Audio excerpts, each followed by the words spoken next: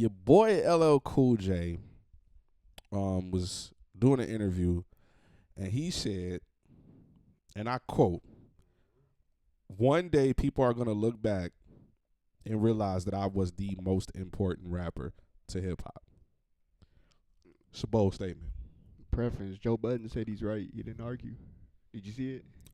No. He said I didn't see the whole Mm-hmm. thing, but I saw the clip. He was like, he's right. So, how do y'all feel about that? The is tough. He said he's the The most is. important, not one of the most important rapper ever. Go ahead. No, go ahead. I'm saying I think it's fair for him to feel that way. I want to know how you feel. Do you feel that way? No, that's what I'm saying. I think it's fair for him to feel that way. Like, he has the right to feel that. It can be a conversation, but man, I feel like anybody that says that unintentionally is a little disrespect to who came before you, that paved the way for you to be where you at. I mean, in the interview, he did mention that. Oh, he said that? Yeah, he did I mention didn't see that. Because I was feeling like how you felt on that until he said that. Then I'm like, okay, so it's not just him being like arrogant in the sense Yeah, of no, like I know did he this didn't and all mean that. But he actually acknowledged like the ones before him. Like, he can't be the great, but he is like an important staple or figure in that moment. But he still stuck to the fact that he's the most important. Yeah, he did. Yeah, I think he's one of, for sure, but man, the is, and it's no disrespect to LL, but we talking about the most important. That's it's weird. I think it's my fault. Go ahead, bro. Go ahead. I think it's one thing I think is that it's unfair for us to even judge, right? It's kind of like not our time. Not our time, right? It's very similar to when people who didn't see Mike play say Mike is the greatest. Yeah. Like, I understand that you watched all the highlights, right? It's not the same though. It's not the same when you were actually watching it. To feel the impact, the energy that was in the air when this man was playing, when he walked on the court. Like, there were times when you would watch an NBA game and you literally just focused on Mike. You step away for a minute, you come back, Mike in the game. Like, that was a real thing. Yeah. So I think, like, it's unfair for us to judge that. But because we weren't, there when he first started, all we do have is highlights. Yeah, we can only go off of what we could go off of. So here's some of the highlights. Run the clip. Right. So we have to give him the fact that he is the first artist on hip-hop's most important label. Yes. Facts. He's the first artist on Def Jam. Did he... Well, you'll probably mention it. Go ahead. Okay. So first artist on the most important hip-hop label, which is Def Jam. First rap superstar. Yes, that is true. Right? I think before him... I think really it's a thing. It's like it's between LL Cool J and Run DMC. I think Run DMC weren't as big as LL Cool J. They wasn't. I can't say that they were. I think culturally they were superstars, but in the eyes of the world, right? I can't say that. I feel like LL Cool J really might have been the first rapper that the world was like, who's that? You know what I'm saying? So that's one point. The first to popularize making songs for women.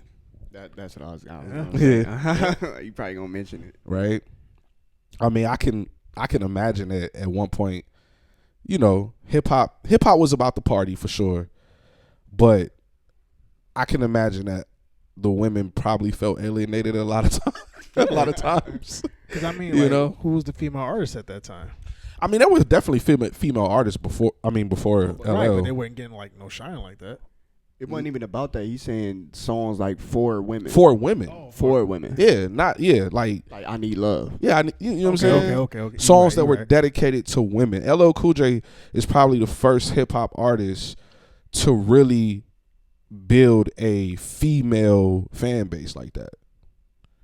You know, of course you probably got women that really enjoy hip hop, but like investing into it, buying albums and doing LL Cool J that makes sense. Might be the first to superstardom for sure. Both men and women audience. Yeah.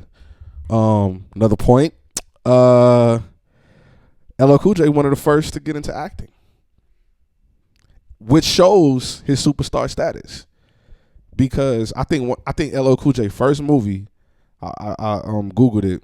It was a movie called The Hard Way, with Michael J. Fox, who was that's Back to the Future. Like, come on, right? And this actor named James Woods, and LL Cool J played a cop.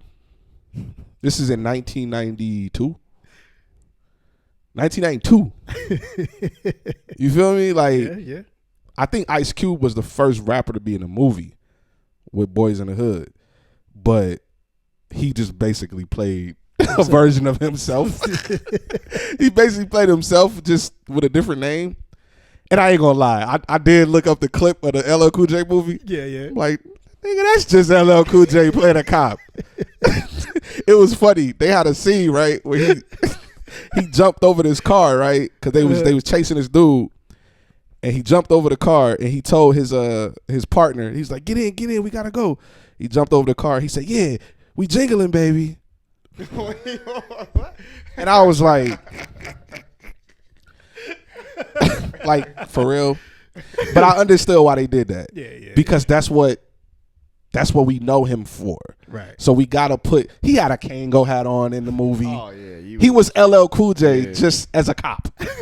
But the fact that they even was like, let's put this man in a movie, it's a big deal. Yeah. No other rappers was getting movie roles like that. Like, and then I seen him just like not too long ago. I turned on a movie with Robin Williams called The Toy or something.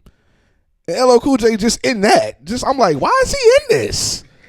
Like, yeah, man, superstar. Yeah, you gotta get that to him. Next point, and this is the last point. LL Cool J is probably credited with bringing the street style to hip hop. Look up the rappers before Run DMC and LL Cool J. Okay.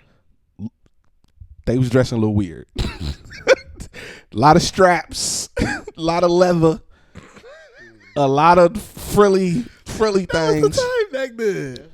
But everybody wasn't dressing like that. People in the street wasn't dressing like that. Oh, okay. They was wearing Adidas sweats and Pumas and Kango hats and the big gold ropes and stuff like that. So LL Cool J and Run DMC, because I gotta throw them in there, are credited with bringing that style, that street style that the drug dealers and stuff used to wear into hip hop. Because before that, the niggas was looking like the YMCA. They was looking like that, bro. Look up the pictures. Look up the pictures of Grandmaster Flash and Furious 5. Yeah, okay, yeah. These are the same people that made Don't Push Me. But they had them tight pants on with the boy, they was looking wild, bro. I thought that was just the times, man. It was just the times. I think it was like connected with disco. Yeah. So I think they was like, this is how we should look to look like stars. Okay. Not like we don't want to look like we look on the street. Right. That ain't fly. That ain't. But the street stuff is what they brought to it, and yeah, man. So those are just some points that I came up with. Change your mind? I wasn't disagreeing with him. Yeah. As long as he was like keeping a bit of humbleness to it. Like, as long as he acknowledged the people from before him, I was okay with him doing that. That was my thing. That's the thing. Not many before him. Yeah, true. But I think of it like if he wasn't that, somebody was gonna be that in order for it to progress. Yeah. That's true too. But it just so happened to be him. Yeah. You know what I'm saying? Like, LL Cool J came out in '85. I think Run DMC first album was a year before, '84. So, yeah, man, it's not many. You know, maybe Curtis Blow, but Curtis Blow was doing Christmas albums, and He was. he was dressing like he was going to the disco. You know, he had his shirt open. He was looking like John Travolta Just the and right stuff. person at the right time. Just the change of the. Changing of the guards, Yeah. man. But in connection to how things are done today, Oh yeah. He's the pipeline. he's the pipeline for that. Pause. Yeah. But yeah, I'm gonna say I agree with him. I think LL Cool J is the most important rapper to our generation, because, like you said, he's the vessel that brought us to what we do today. You wouldn't have 50 Cent making certain records if LL Cool J didn't do it. That's true. You know what I'm saying? All them songs that people love, 50 Cent, that's LL Cool J. Taking his shirt off in the video, that's LL Cool J, bro. You know, whatever, man. Even LL the Cool movement J. outside of music, where he was just like you said, going through the movies. He was doing TV shows. It was just Oh yeah, like that's the line that all the rappers are going through now. for sure. Different avenues. Mm-hmm. So I ain't mad at him. He made it cool. He made all that stuff cool. You know. So yeah, shout out LL Cool J, man. The album The Force, great album. I really enjoyed that album. Yeah, man. You know, ladies love Cool J, Mr. Lick Your Lips, Cool James.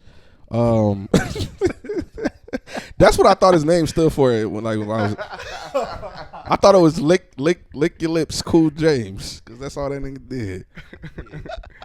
Jiggling, baby. We gonna talk about LL too a little later. Yeah. In this in these posse cuts. We gonna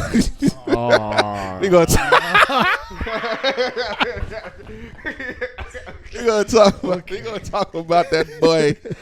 The posse cuts he was on.